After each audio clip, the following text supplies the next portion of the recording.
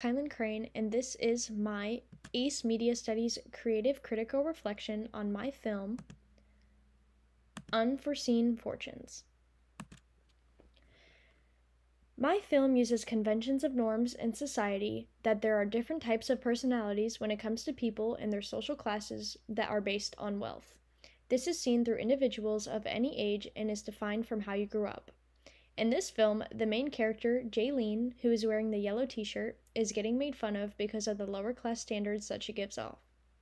The two other characters are quote-unquote Jaylene's friends that make fun of her for how she presents herself, and how she doesn't get much for the holidays because of the position she and her family are in.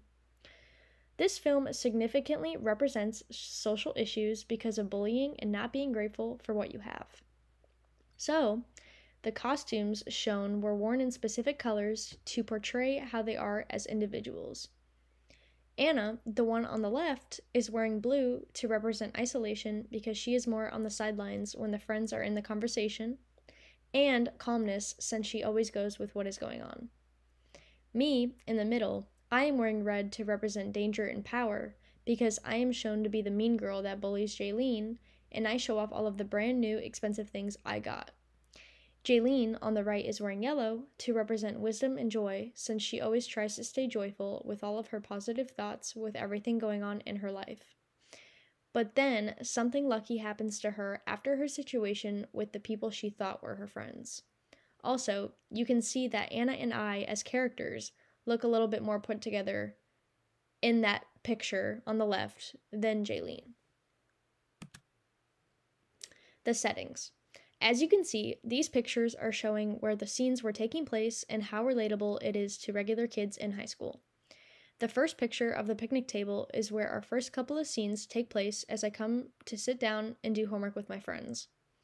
Then, the second picture is the vending machine scene where Jaylene finds a mysterious envelope that would soon change her life and change the way everyone views her from her status. Lastly, the last setting was the car scene, and this is when Jaylene rushes off to get what she wanted after finding the money and exits the school parking lot. All of the settings were on school grounds to make it blend in with the reality of teenagers being at school and doing their work. My group and I really had to think about where we wanted to shoot which scene and why we wanted it to take place there. The picnic table was an easy access to where we could put all of our stuff down as we were doing work, and a great place for me to come up and walk up to Anna and Jaylene doing their homework and bragging about what I got for the holidays. The vending machine worked well with the scene when Jaylene finds the envelope after dropping her bracelet, since we needed somewhere where the envelope was hiding away but at the same time visible for her to see, so she can go and grab it as she reaches down to grab the bracelet. And the car scene was a great way to end it, to show the audience where she was going to go and spend her money that she just found on the floor in the envelope with the special note with all of the cash.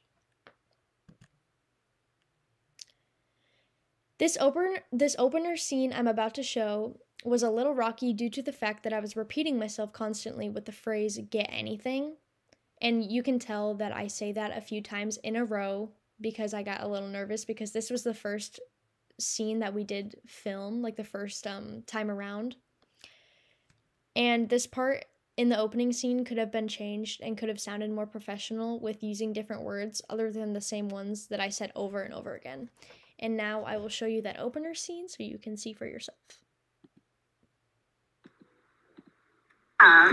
What's wrong, Jaylene? What did you even get? Or did you even get anything? Or are you just upset that I got all this stuff and you didn't get anything?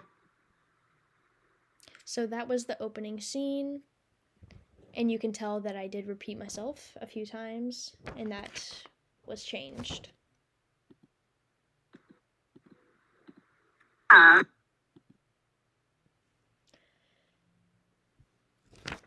Behind the scenes. These photos were taken behind the scenes when we had to redo some of them to get the perfect shots that we wanted. The photo on the left is Jaylene trying to start the car and put the key in the right way, since she has never been in my car before and she's never worked a Toyota like mine. We were going over which lines she had to say in the car, too.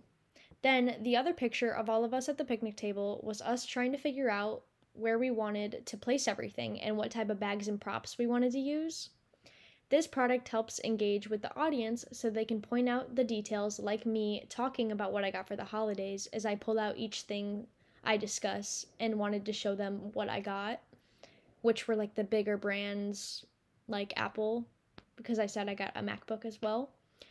And for another example, me carrying the Lululemon brand bags gives the audience an idea that I have multiple luxury items that I even bring to school. And you can't really see too much in that picture, but the one on the right of us all at the picnic table, I am holding a Louis Vuitton wallet with my keys, which is also another luxury brand that I showed off. The distribution of this comes from the way teenagers actually act when they show that they have nice things. The way people act comes from who they have been around and how those individuals act too. For instance, like parents or guardians and how they raise like their children kind of reflects off of them and how they treat others. These events communicate to the audience and represent the way our society is today and even the way kids act also. So, rigging the shot. The shots we took were used with a nice professional camera that was lended to us by our teacher. Our production skills developed through this project because of the equipment we used and the tricks we used to try and perfect our piece. As you can see in the picture to the left, we placed a piece of paper under the camera to make a flatter surface so our shots did not look rough or unprofessional. It helped also balance it on the tripod. Now, the picture on the right shows the camera connected to the tripod, just like I said. We used the tripod so the camera stood still and we could level it to our liking for that specific scene. Without the tripod, we would not have been able to get all the shots we were wanting in the first couple of scenes on the picnic table. What we used to create the film gave us very clear and steady shots, so our piece did not come out to where you cannot see any of the settings and actors or also hear anything that's going on. For instance, like the background kind of noise, which could be like a diegetic kind of tone or sound. And lastly, the lighting setup. The type of lighting used in our film was all natural, soft lighting.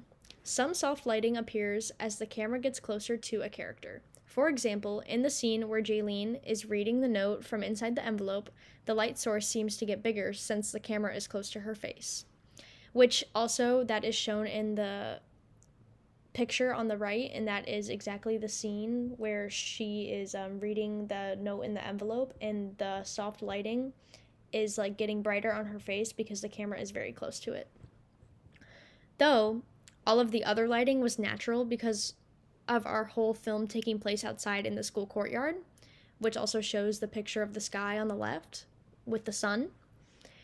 The cameras integrated into the shots and gave us clear, bright lighting as the sun reflected off of the actors and the props that were used. In each scene, you can tell that the actors were outdoors and that the whole film takes place outside. And that is the end of my creative critical reflection on the film Unforeseen Fortunes.